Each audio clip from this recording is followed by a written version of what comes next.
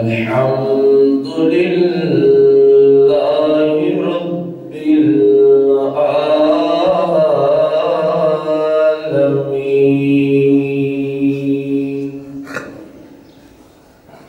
والعاقبة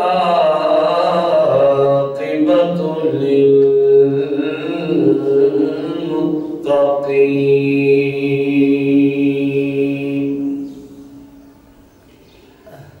والصلاة والسلام على سيد الأنبياء والمرسلين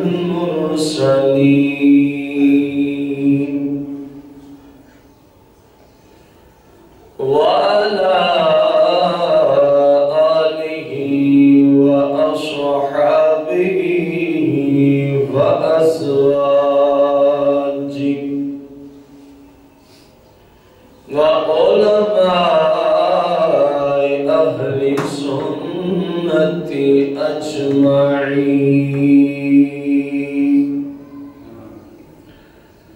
أما بعد فأعوذ بالله من الشيطان الرجيم. بسم الله الرحمن الرحيم. قال الله تبارك وتعالى في القرآن المجيد والفرقان الحميد في شان حبيبه عليه الصلاة والتسليم. إن الله وملائكته يصلون على النبي يا أيها الذين آمنوا صلوا عليه وسلموا تسليما.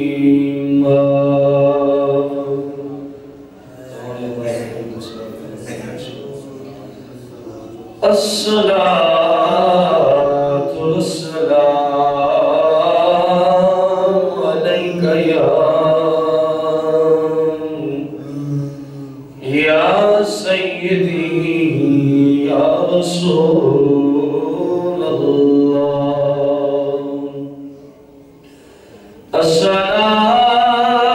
الصلاة والسلام عليك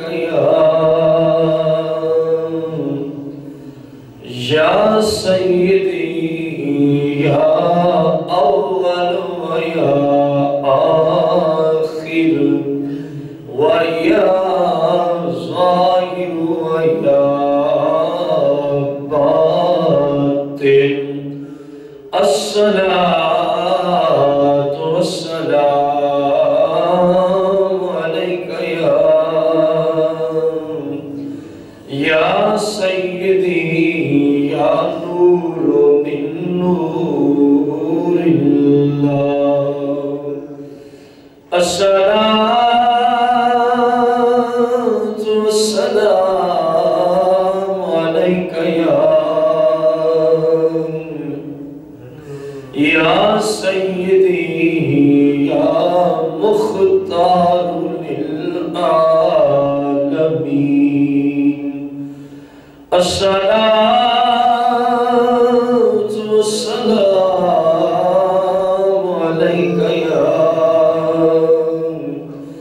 يا سيدي يا قاسم لكل شيء للعالمين.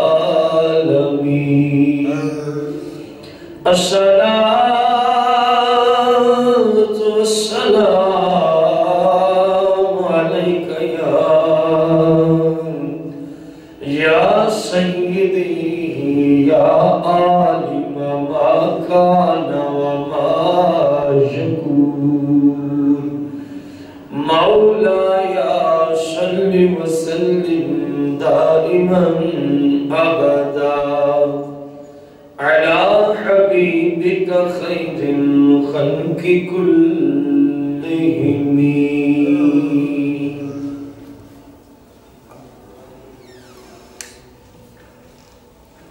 احباب عزیز وکال، حمد و صلاۃ کے بعد ہمارے آج کے جمعہ المبارک کے خطبے کا جو موضوع ہے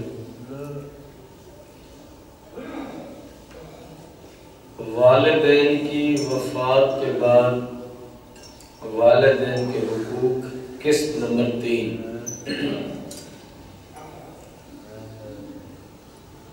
سرکار مدینہ علیہ الصلوۃ والتسلیم کا فرمان عالی شان ہے، جس حدیث پر ہماری قسط نمبر 2 کا اختتام ہوا تھا.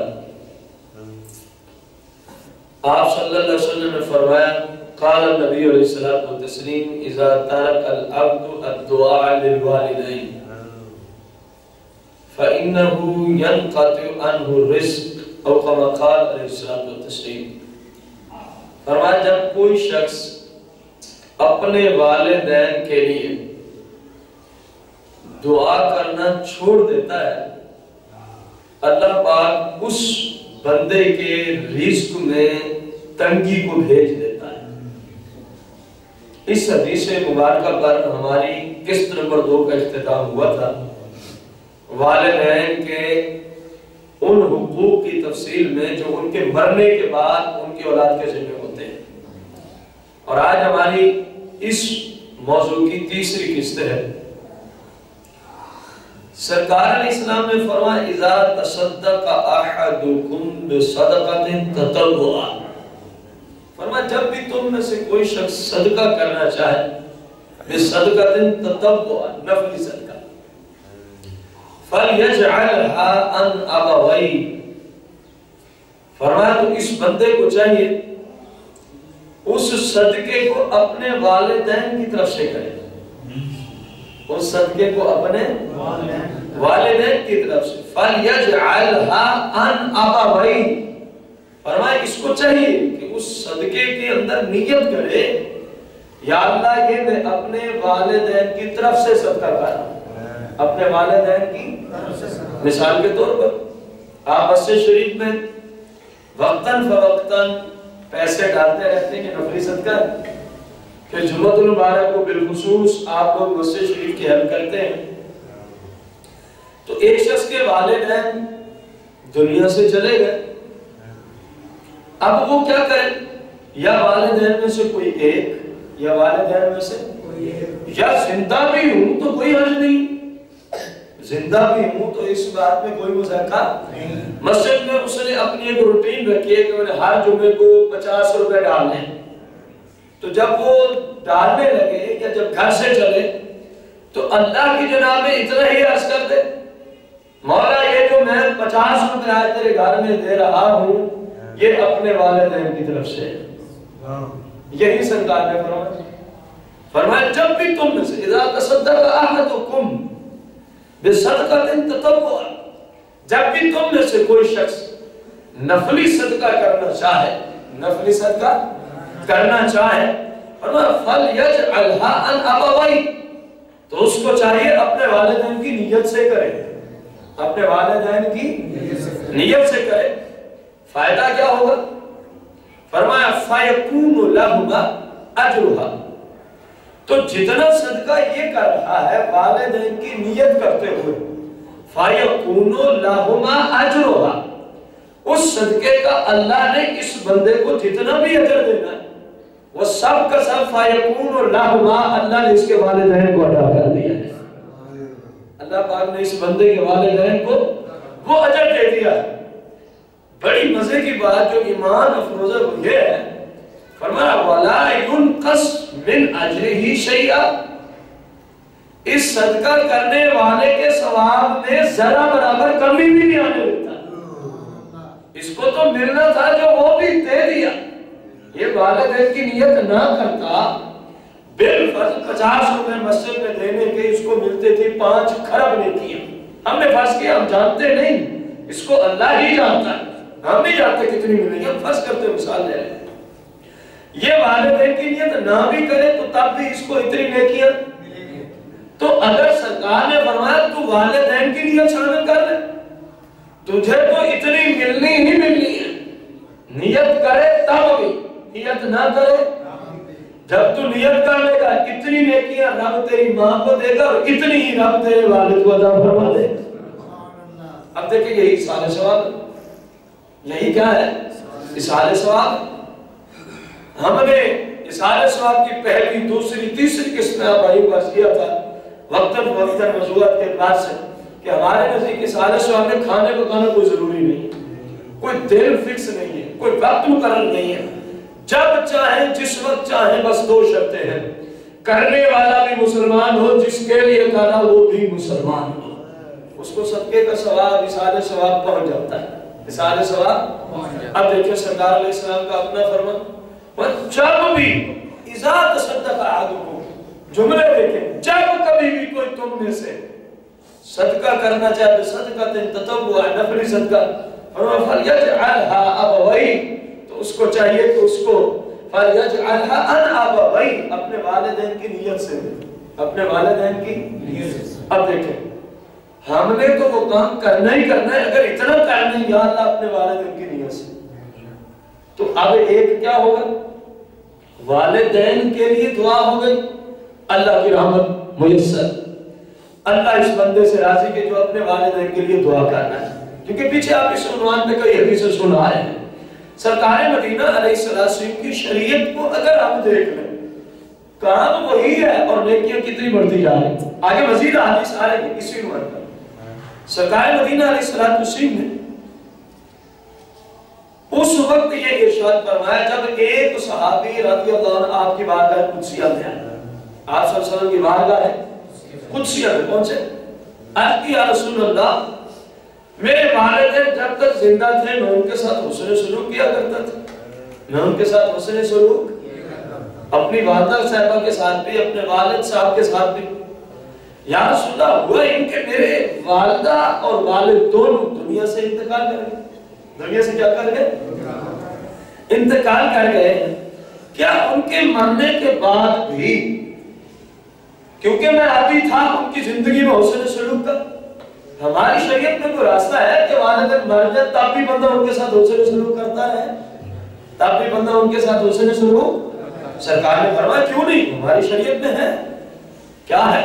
فرمایا اِنَّ مِنَ الْبِرِّ بَعْدَ الْمَوْتِ أَن تُصَلِّيَ لَهُمَا مَعَ صَلَاتِكَ وَتَصُومَ لَهُمَا مَعَ صِيَامِكَ او كما قال علیہ الصلوۃ والتسلیم۔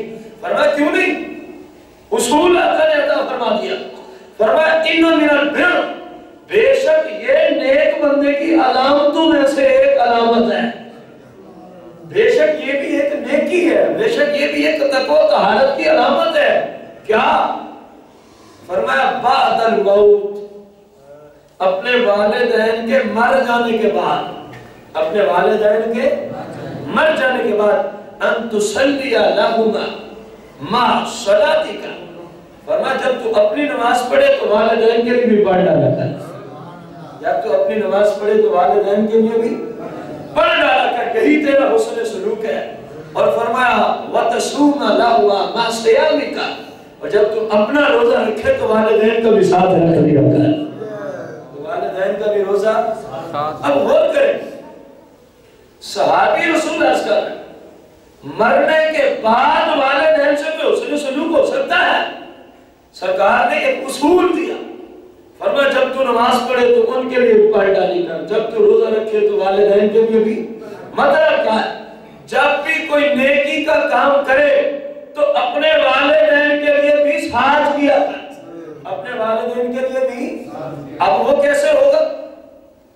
جب تو نماز پڑھنے کے لیے نیت کر لے مولا اس کا ثواب میرے والدین کو پہنچا دے، جب تو روزہ رکھنے لگے نیت کر لے مولا اس کا ثواب میرے، تیرے ثواب میں تو کوئی کمی نہیں آئے گی نا، تیری نیت سے تیرے والدین کی روح خوش ہو جائے گی، تیری نیت سے تیرے والدین کی روح بھی خوش ہوگی، رب رسول بھی تو سے راضی ہو جائے گے۔ اب کسی حدیث پر ممکن ہے کوئی بندہ کہے دیکھو جی جو کمایا وہ تو دے دیا اس کو، والدہ صاحبہ یا والد کو بندے کے بلے کرا. یہ صرف والدین کی بات نہیں، یہ دین اسلام ہے. جتنے بندوں کو آپ ثواب میں شامل کرتے جائیں گے، جتنا زیادہ اللہ آپ کا ثواب اتنا ہی بڑھاتا جائے گا. یہاں کمی والا نظام ہی نہیں. یہاں کمی والا، کمی تو وہاں ہوتی ہے جہاں دینے والا کنجوس ہو، جہاں دینے والے کو خوف ہوتا ہو. دے دیا تو کمی واقع ہو جائے گی. سرکار مدینہ علیہ السلام کا فرمان یا نشان ہے، فرمایا اول روز سے قیامت کے دن تک کائنات میں جتنے لوگوں نے آنا ہے، یہ سارے کے سارے رب سے اول سے آخر تک مانگنا شروع کر دیں. اور جو بندہ جو چیز جی میں اللہ سے مانگ لے، میرا رب ان کو عطا کر دے، تو رب کے خزانوں میں سرکار نے فرمایا ذرا برابر بھی کمی نہیں آ سکتی.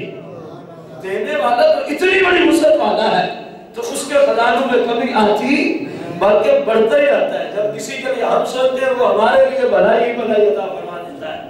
اب اسی پر ہمارے فقہاء اسلام نے فتاوی شامی میں بالخصوص داتا خانیہ میں اور محیط سرخسی میں اس پر کلام کیا. الافضل لمن يتصدق نفلا، افضل یہ ہے اگر کوئی شخص نفلی صدقہ کرنا چاہتا ہے، اگر کوئی شخص تو اس کے لیے افضل کیا ہے؟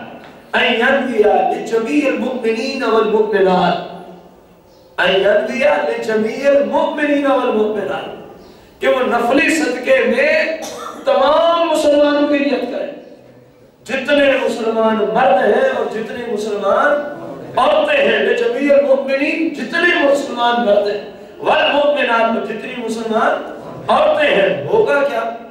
لأنها محدث فقہاء اسلام نے اس حدیث کے ساتھ کلام کرتے ہوئے بیان فرمایا وجہ کیا ہے کہ سبھی کی نیت کیوں کرے؟ کیونکہ کہہ رہے ہیں کہ جب سبھی کی نیت کرے گا تحصیل الیہم ولا ينقص من اجرہ شیء، اس نے جس کی نیت کی، جب یہ کہا نا یہ یا اللہ میں جو 100 روپیہ مسجد میں دے رہا ہوں میں نے تمام مسلمان مردوں اور عورتوں کی طرف سے دیا ہے، تمام مسلمان مردوں اور عورتوں کی طرف سے دیا، تو فقہاء اسلام نے فرمایا سرکار کی اس حدیث کا مقصد کیا ہے؟ جتنا ثواب 100 روپے کا اس بندے کو ملنا تھا اس کو تو اتنا ملے گا. جتنے مسلمانوں کی نیت کر لے گا اللہ ان تمام مسلمانوں میں سے ہر مسلمان کو اتنا جگہ عطا فرما دے گا. اور ادھر حدیث پاک ہے خیر الناس من ينفع الناس، او کما قال علیہ السلام تم میں سب سے اچھا وہ ہے جو لوگوں کے ساتھ سب سے زیادہ بھلائی کرنے والا ہو، سب سے زیادہ. اور اس سے بڑھ کر کائنات میں کیا بھلائی ہے کہ ایک بندہ قبر میں ہے، بندہ اس کو نیکیوں کے تحفے بھیجتا ہے. اس سے بڑھ کر کون سی بھلائی ہے جو ہم قبر والوں کے ساتھ کر سکتے ہیں؟ اس کے سوا ہم ان کے ساتھ کوئی بھلائی کر سکتے ہیں؟ یہی ہے. اور یاد رہے جب کسی قبر والے کو اس حال ثواب کا تحفہ پہنچتا ہے، سرکار مدینہ علیہ السلام نے فرمایا مفہوم حدیث ہے، وہ اتنا خوش ہوتا ہے، اتنا خوش ہوتا ہے، اتنا خوش ہوتا ہے. فرمایا دنیا میں اگر کسی ایک شخص کو رب ساری کائنات کا مالک بنا دے اتنا یہ بھی خوش نہیں ہوتا جتنا قبر والا اس حال ثواب کے تحفے پہ خوش ہوتا ہے. اب دیکھیں خیر الناس من ينفع الناس، ادھر کیا فرمایا جا رہا ہے؟ فرمایا جب بھی کوئی صدقہ کرے تو تمام مسلمانوں کی نیت کر لے یا اللہ میں سب کی طرف سے صدقہ کرتا. لیکن یاد رہے نفلی صدقے کی بات ہے، وہ جو بھی صدقہ کرے گا اپنی طرف سے اس کا ثواب مثال کر سکتا ہے، اس کا ثواب مثال کر سکتا ہے. یہ جو آپ مسجد میں دیتے ہیں یا ویسے چلو بھی سر صدقہ یا ویسے کسی غریب کی ہیلپ کی، یہ سب نفلی صدقہ ہے. زکوٰۃ، عشر، قسم کا کفارہ، اسی طرح صدقۃ الفطر، حج کے موقع پہ جب وہاں کو جنایت لازم آ گئی اس کا جو صدقہ دیا، کفارہ دیا، یہ سب وجوبی صدقات ہیں. ان کے لیے اسلام نے باقاعدہ طور پہ اصول مقرر کیے.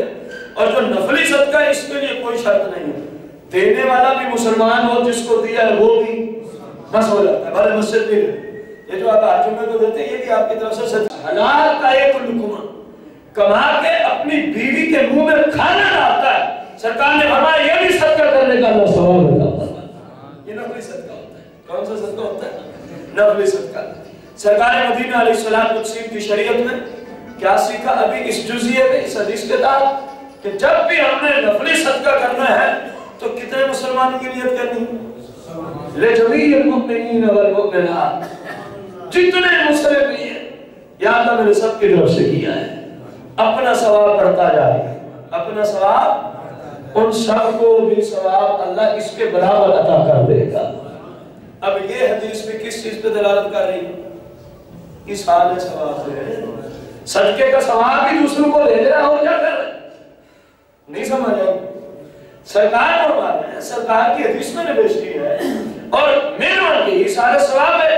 یا رسول اللہ کہنے والے اہل سنت کے نزدیک یہی سارے ثواب ہے، کوئی نیکی کی جائے کسی مسلم کو بھیج دی جائے سارے ثواب ہے۔ یہ کیا ہے؟ جو کوئی داد لگاتے ہیں وہ بے وقوف ہے، لا علم ہے، دین کو جانتے ہی نہیں ہے، فلاں دن آیا تو اتنے کھانے کو نہ ختم نہیں ہوتا، اس جیسا جاہل انسان ہی کوئی نہیں۔ ہم سنی ہونے یہ باتیں کر رہے ہیں کیونکہ ہم جہالت کے قائل، ہم تو صرف اس بات کے کہہ رہے ہیں جو قرآن سنت سے ثابت ہو جائے۔ کسی مائی کے لال میں اگر ہے کوئی ہمارے اندر غلطی تو ایسی کوئی حدیث سامنے لے کہ جمعرات کا ختم ہو اور وہ بھی پہلی تو 5 کھانے ہوں ورنہ ختم نہیں ہوتا۔ تم 5 کی بات کر تو ہم کہتے ہیں 1 کی بھی ضرورت نہیں ہے، نیکی کا کام کرو ثواب نہیں تو سارے ثواب ہو گیا۔ یہ تو ہم نے خود رسولوں کو اپنے اوپر لاگو کر لیا اور اتنا کہ فرائض چھوٹ جائے تو ہمیں کچھ نہیں ہوتا، پہلی جمعرات چھوٹ جائے تو گھر میں فتنہ کھڑا ہو جاتا ہے۔ بتایا کہ یہی اسلام آیا تھا ہمارے پاس جو ہم نے اس وقت اپنے آپ پہ لاگو کر رکھا ہے۔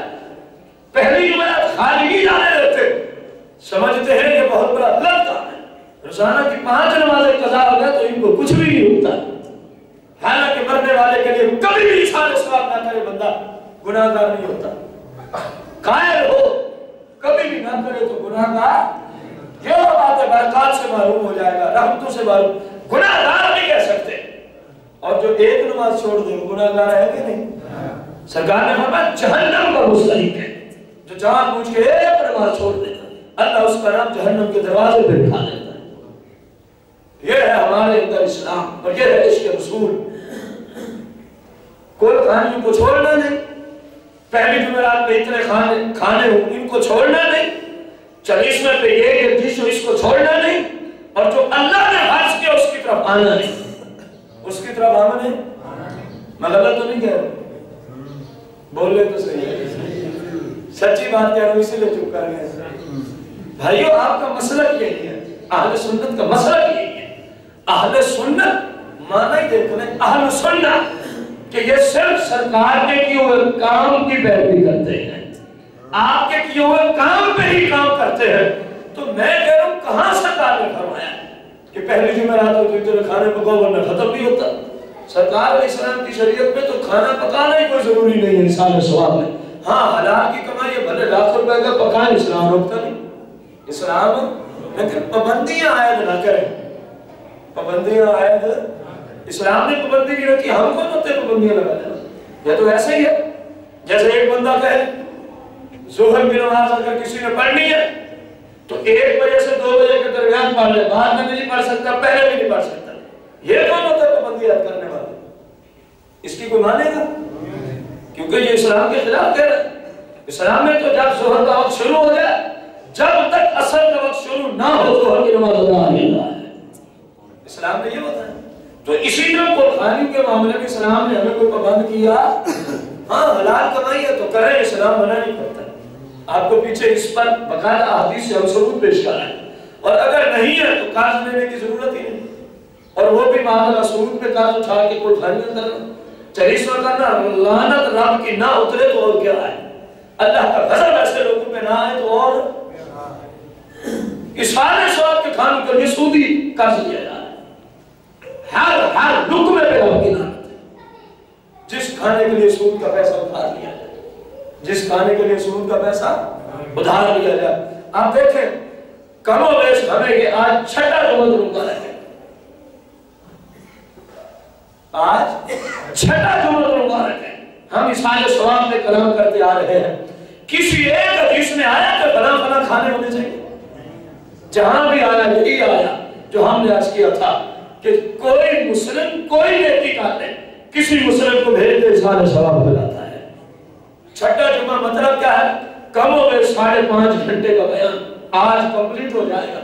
کسی حدیث میں بھی سب حدیثیں ہم نے سامنے رکھی. ہر جمعے میں سرکار کا فرمان لے آتے ہیں. کسی حدیث میں کھانوں کا ذکر آیا؟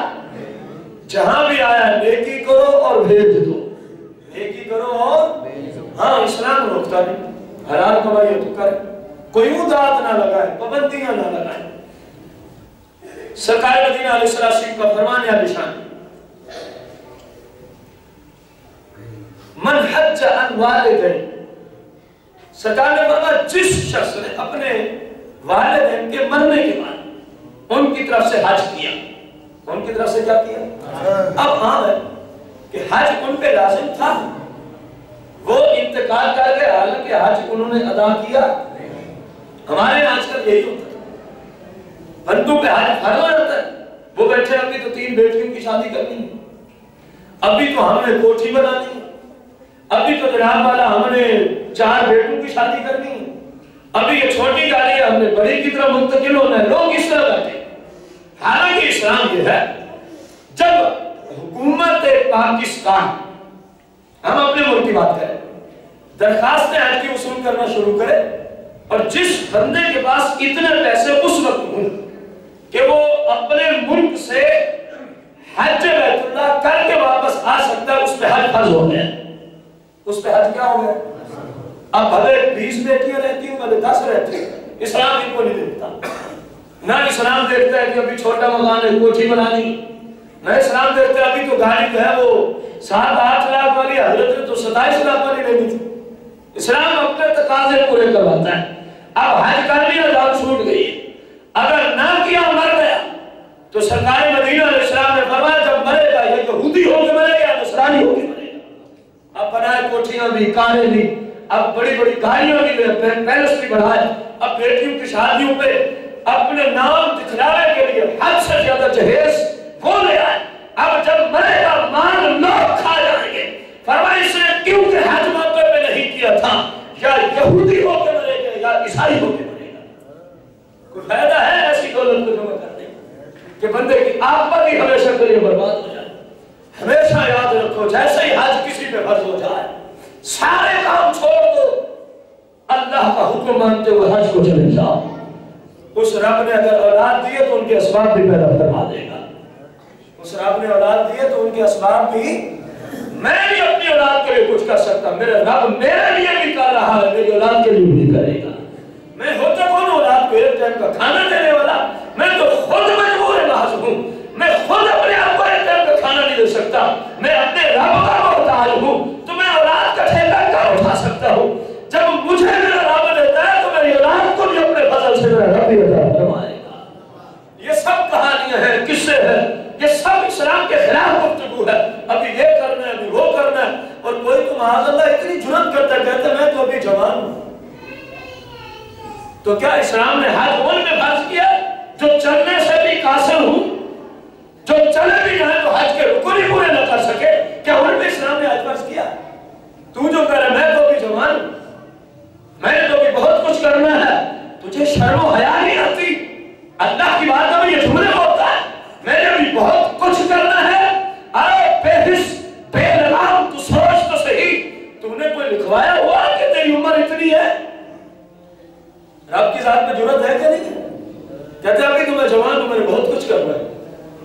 کسی جوان کو اگر اللہ ہدایت دے دے اور وہ سرکار کی شریعت کو مانتے ہوئے داڑھی رکھ لے, گھر والے اتنے بے حس ہو گئے, جملے کیا بولتے ہیں, تو ابھی جوان ہے, تو ابھی صدیق اکبر جب جوان تھے تو وہ یہودیوں جیسا چہرہ بنایا کرتے تھے, داڑھی مڈاتے تھے یا کتراتے تھے. بخاری کی حدیث ہے سرکار نے فرمایا داڑھیوں کو بڑھنے دو, یہودیوں جیسی شکل نہ بنانا, کیونکہ فرمایا داڑھیوں کو کترنا یا مڈانا یہ یہودیت کا کام ہے. کس کتاب کی حدیث سمجھ کی ہے؟ بولنے تو صحیح. آج کسی جوان کو اگر کسی عالم کی صحبت میں جا کے اللہ ہدایت دیتے تو گھر والے کہتے ہیں ابھی تو جوان ہے. میں پوچھتا فاروق اعظم جوانی میں داڑھی منڈایا کرتے تھے,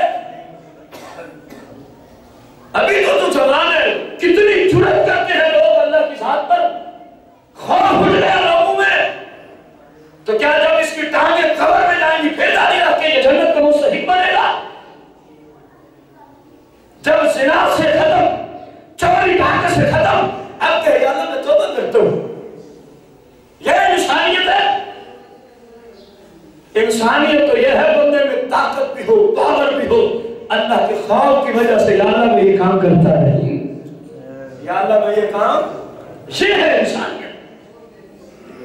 अब हालत कहां तक जा पहुंची है, आप भाई खुद गौर करें। मैं जो कह रहा हूं गलत तो नहीं कह रहा।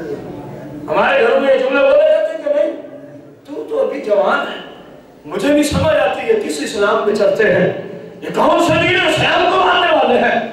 तेरे इस जवान की शक्ल सूरत सहाबा और अहले बैत के जवानों की पांव की खाक के बराबर नहीं हो सकती। उनके सारे नौजवान दाढ़ियों वाले थे, उनके सारे नौजवान दाढ़ियों वाले थे, जिनके नाम ले लेके रब से दुआएं करते हो वो भी जवानी में दाढ़ी वाले थे। कभी दाता का नाम लेते हो, कभी गौस पाक का नाम लेते हो, कभी अहले बैत का नाम लेते हो, कभी सहाबा और सरकार का नाम लेते हो, जिनके नामों की बरकत से दुआएं मांगते हो। उन्होंने भी तो जवानी में दाढ़ी सजाई थी कि नहीं सजाई थी? ये कैसा इस्लाम है जो जवानी में और हुक्म दे, इस्लाम बुढ़ापे में जाके और हुक्म हो जाए? ये सिर्फ बेहिसी है। लोग बेलगाम हो गए, लोग क्या हो गए, अल्लाह की जात पे जुर्रत करते हैं लोग, इसलिए ऐसे जुमले बोलते हैं। वरना उससे पूछो तो सही, जो दाढ़ी को कटा कैंची से या मशीन से या उससे पूछे आप क्यों कटाते हैं? क्या तुझे पता नहीं कि इस्लाम में ये हराम है?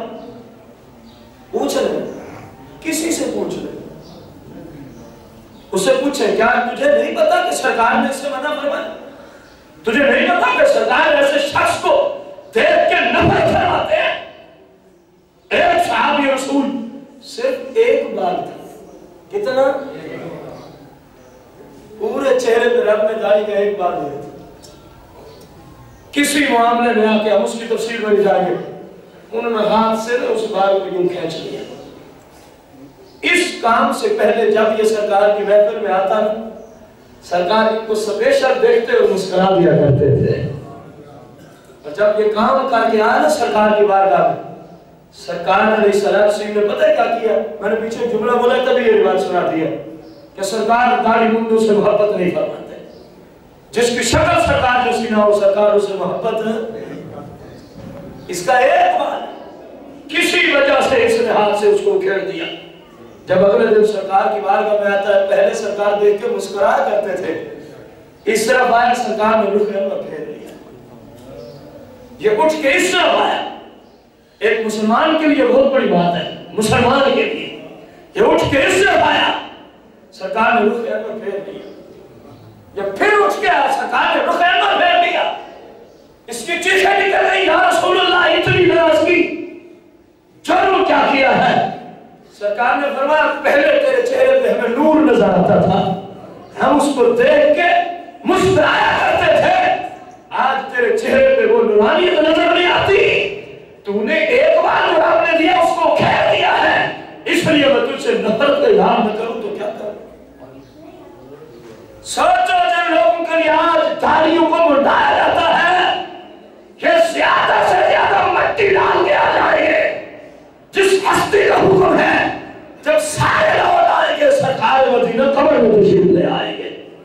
अगर उसने भी रुख में फेर लिया तो क्या होगा? जब जिंदा से फेरा जा रहा है तो कब्र में भी मुमकिन है कि नहीं है? सरकार को ना कि ये मेरा ही नहीं है, क्योंकि इसने मेरे हुक्म को माना नहीं, इसकी शक्ल मेरी जैसी नहीं, इसने शक्ल उन जैसी बनाई है जिनके बारे में अभी हदीस अर्ज की है। खुदा का नाम लो, मर जाना है। हम अल्लाह के बंदे हैं, अल्लाह का हम पर जो हुक्म है उसको मानना जरूरी है। सरकार का जो फरमान है उसको मानना मुसलमान के लिए, हम ये तो नहीं कह रहे कि हिंदुओं के लिए जरूरी है। इसलिए मुस्लिम की शर्त रखी है, क्योंकि सरकार की जितनी भी अहादीस मुबारका है जो दीन इस्लाम है, ये मुस्लिम का निसाब है। किसका निसाब है? हिंदू को तो हम ये बात कर ही नहीं सकते जब तक कि वो इस्लाम कबूल नहीं करेगा। जब तक कि वो इस्लाम कर लेगा तो मुस्लिम हो गए, कर लेगा तो मुसलमान हो गए। गौर करें आप, हमारी शरीयत क्या है, हम किस रास्ते की तरफ निकल गए। سرکار علیہ السلام نے ارشاد فرمایا کہ جس نے اپنے والدین کی طرف سے ان کے مرنے کے کیا کیا؟ من حج عن والدین، حج کیا اپنے والدین کی طرف سے.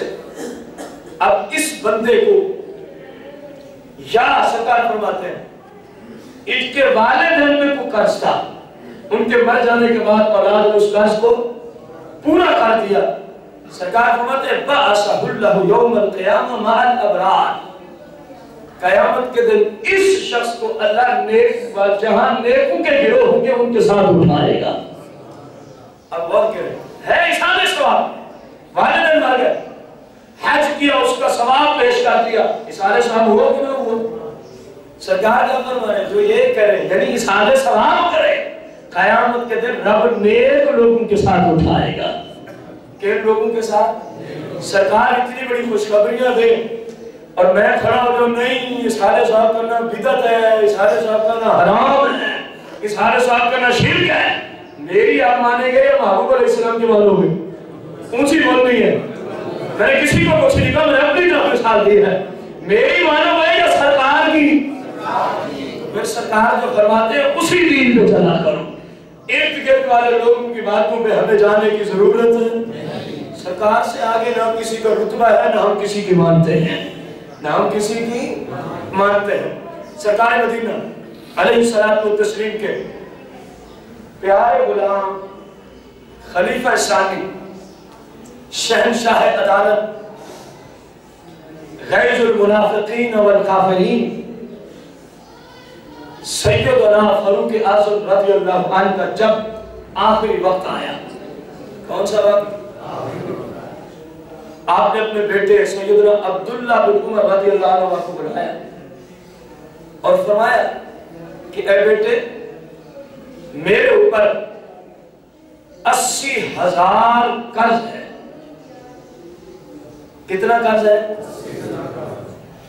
اب میں دنیا کو چھوڑ رہا ہوں، میں دنیا کو چھوڑ رہا ہوں، میرے بعد سب سے پہلا کام یہ کرنا ہے میرا قرض ادا کرنا ہے. کس طرح؟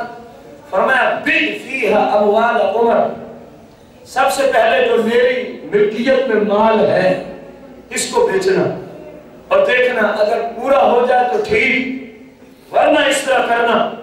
فَسَلْ بَنِي عَدِي، پھر میرے قبیلے والوں کے پاس جانا، پھر میرے جس قبیلے سے میں تعلق رکھتا ہوں میری قوم بنی عدی کے پاس جانا.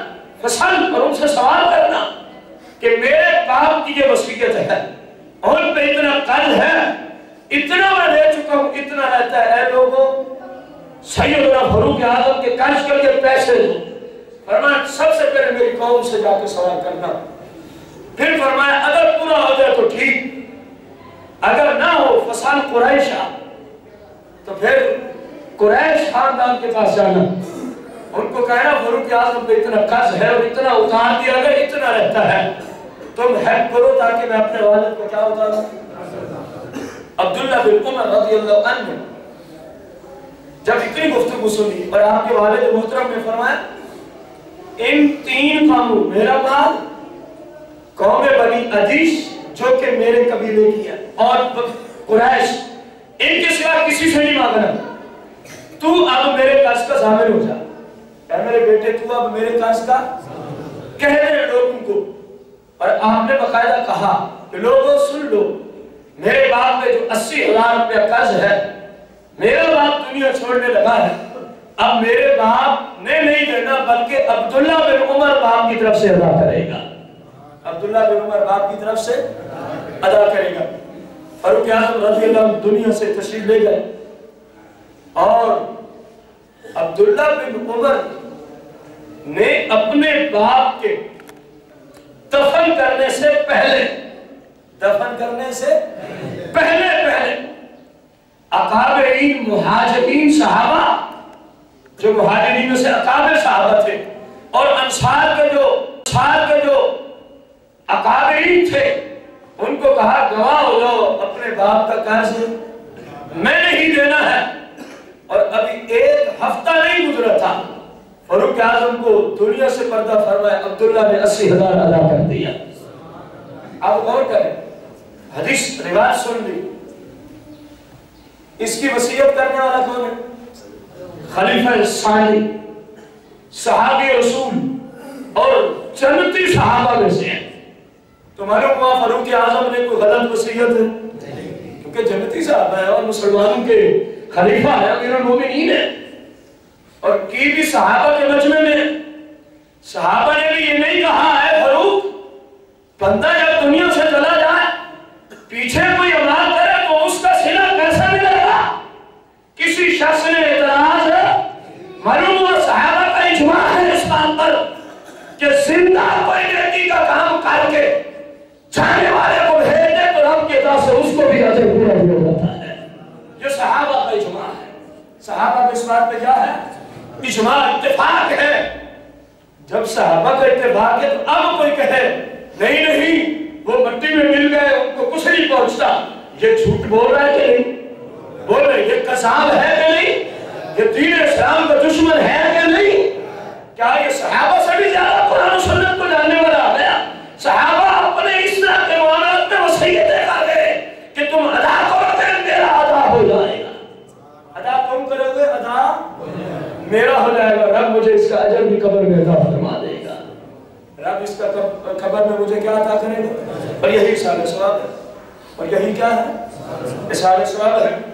سرکار مدینہ علیہ الصلوۃ والتسلیم کا فرمان علی شان. ایک خاتون سرکار علیہ السلام کی بارگاہ قدسیہ میں عرض کی ایک سوال ہے اور میں پوچھوں.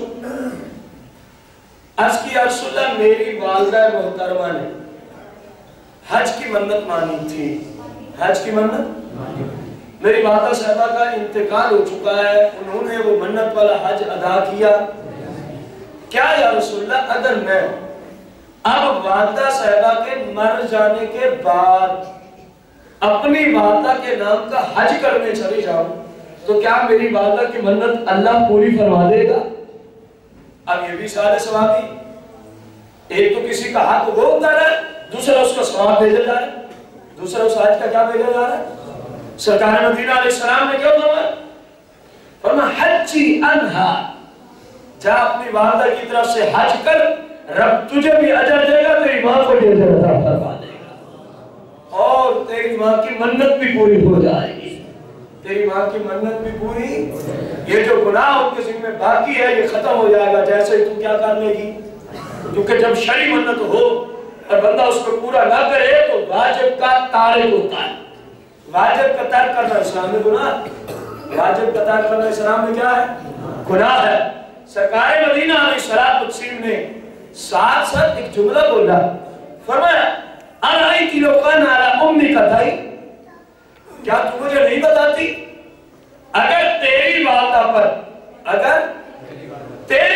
پر سرکار علیہ السلام نے فرمایا ارائیت لو کان علی امی کا، کیا تو مجھے بتائے گی اگر تیری والدہ پر ہوتا دین اور کیا قرض، کیا چیز قرض ہوتا اور تو اپنی والدہ کی مر جانے کے بعد اس قرض کو ادا کرتی تو کیا پورا ہوتا کہ نہ ہوتا؟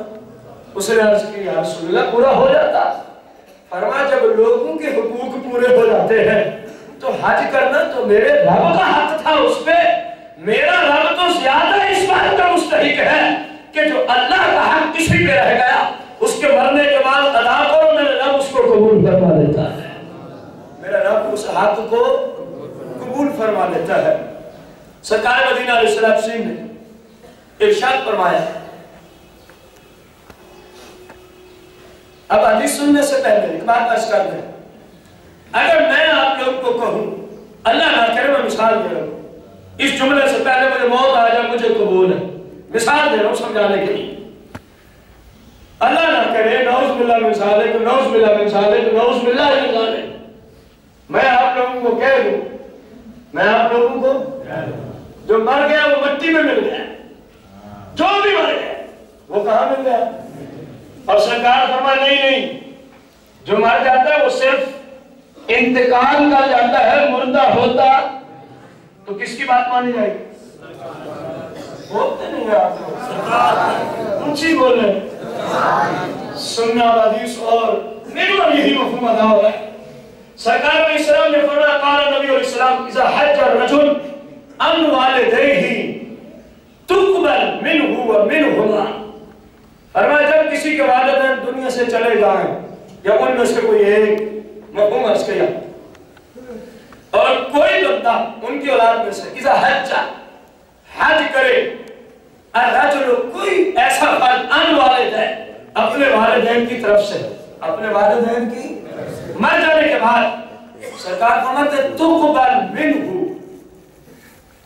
جس نے حج کیا اس کی طرف سے قبول ہو جاتا ہے، اس کی طرف سے کیا ہوتا ہے؟ غور کرنا ہے وَمِنْهُمَا، اور فرمایا اس کے والدین کی طرف سے بھی حج قبول ہو جاتا ہے، اس کے والدین کی طرف سے بھی حج قبول ہو جاتا ہے۔ اگلی بات جو میں نے عرض کی فرمایا وَاسْتَبْشَرَتْ أَرْوَاحُهُمَا فِي السَّمَاءِ، اور اس کے والدین کی روح ہے جو آسمانوں میں ہے، فرمایا وَاسْتَبْشَرَتْ أَرْوَاحُهُمَا فِي السَّمَاءِ، اس بندے کے والدین کی روحیں آسمان میں خوش ہو جاتی ہے۔ کہاں خوشی مناتی ہے؟ کیونکہ مومن کی روح اوپر کی طرف ہوتی ہے، گستاخ منافق اور مرتد کی نیچے کی طرف ہوتی ہے۔ سرکار نے مومن کی شان بیان کی، فرمایا جب مومن دنیا سے چلا جاتا ہے اس کی اولاد میں سے کوئی شخص اگر ان کی طرف سے کیا کرے، اونچی بولے حج، پہلے حدیث کے جملے دہرا لیں، کیا کرے؟ حج، فرمایا رب اس کی طرف سے بھی قبول کرتا ہے، والدین کی طرف سے بھی قبول کرتا ہے۔ وَاسْتَبْشَرَتْ أَرْوَاحُهُمَا فِي السَّمَاءِ، اور فرمایا اس کے والدین کی روحیں آسمانوں میں خوش ہو جاتی ہیں۔ اس کے والدین کی روحیں خوش کون ہوتا ہے؟ جو مٹی میں مل جائے، بولنا تو صحیح۔ میں نے ابھی ایک جملہ بولا تھا کہ میں اگر یوں کہوں اور حدیث یوں کہہ دے تو میری نہیں مانی جائے گی بلکہ سرکار کا حکم مانا جائے گا، بلکہ سرکار کا حکم مانا جائے گا۔ اب غور کریں، معلوم ہوا جب اولاد، کیونکہ یہاں کس چیز کا ذکر ہے، جب اولاد والدین کے مر جانے کے بعد کیا کریں؟ حج کرنا کیا ہے؟ ثواب ہے کہ گناہ؟ اونچی بولے، مزید اونچی، اصول میں گئے جب والدین کے مر جانے کے بعد ان کی اولاد میں سے کوئی نیکی کا کام کرے، یہاں پر تو ایک جزئی ہے نا کہ حج کرے، کوئی نیکی کا کام کرے اور والدین کی طرف بھیج دے، سرکار نے فرمایا اس کے والدین خوش ہو جاتے ہیں۔ جس طرح کہ انشاءاللہ اگلی قسط میں مزید اس عنوان کی حدیث مبارکہ آئے گی جن سے وضاحت کے ساتھ ثابت ہو جائے گا کہ والدین کو پتہ ہوتا ہے ہمارے مر جانے کے بعد اولاد کیا کچھ کر رہی ہے۔ انشاءاللہ یہ چوتھی قسط جو اگلے جمعہ المبارک کو بشرط صحت و زندگی آئی اس کے اندر یہ حدیث مبارکہ آئیں گی۔ اب غور کریں، یہاں سرکار مدینہ علیہ السلام نے فرمایا والدین کیا ہو جاتے ہیں؟ خوش کیوں ہوتے ہیں؟ اولاد کی طرف سے کیا پہنچی ہے؟ نیکی کیا پہنچی ہے؟ اور یہی سارے سلام والدین کو پتہ ہو کہ اولاد نیکیاں بھیج رہی ہے، نیکیاں کر رہی ہے، جس کو رب نے سارے نبیوں کا سردار بنا کے بھیجا ہو اور بندے کہے کہ دیوار کے پیچھے کا پتہ نہیں، وہ بندہ بے ایمان ہے کہ نہیں؟ نہ بول رہے ہیں کیونکہ میں نے سختی بنا تو بول دیا، میں نے گالی جو نکالی ہے اس لیے میرے ساتھ نہ تھے۔ ادھر والدین کو پتہ ہو دنیا میں اولاد کیا کر رہی ہے، ادھر سارے نبیوں کے ایمانوں کو پتہ نہ ہو کہ امت کیا کر رہی ہے، یہ ہو سکتا ہے؟ وہ بے وقوف لوگ ہیں جو یہ کہتے ہیں سرکار کو دیوار کے پیچھے کا پتہ نہیں۔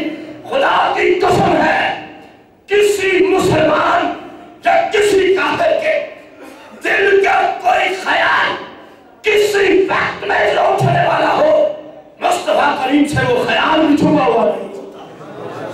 یہاں تک روایات قرآن و سنت میں ملتی ہے، سرکار سے تو ہمارے دل کے خیالات بھی چھپے ہوئے نہیں ہیں، حالانکہ خیالات میں ابھی کوئی لفظ بنا، ابھی حروف والی شکل بنی، وہ صرف تخیلات میں ہوتا ہے، لیکن سرکار ان تخیلات کو بھی رب کی عطا سے جانتے ہیں، رب کی عطا سے جانتے ہیں۔ سرکار مدینہ علیہ السلام نے ارشاد فرمایا من حج عن ابی و امہ جس نے اپنے والد یا والدہ کے مر جانے کے بعد ان کی طرف سے کیا کیا؟ من حج عن ابی و امی، اپنے باپ کی طرف سے کیا گیا جب یہ دنیا سے چلے گئے، فرمایا فقد قضا عنہ حجتہ، اللہ اس کے والدین کی طرف سے حج کو قبول فرما لیتا ہے، ان کا حج پورا ہو گیا۔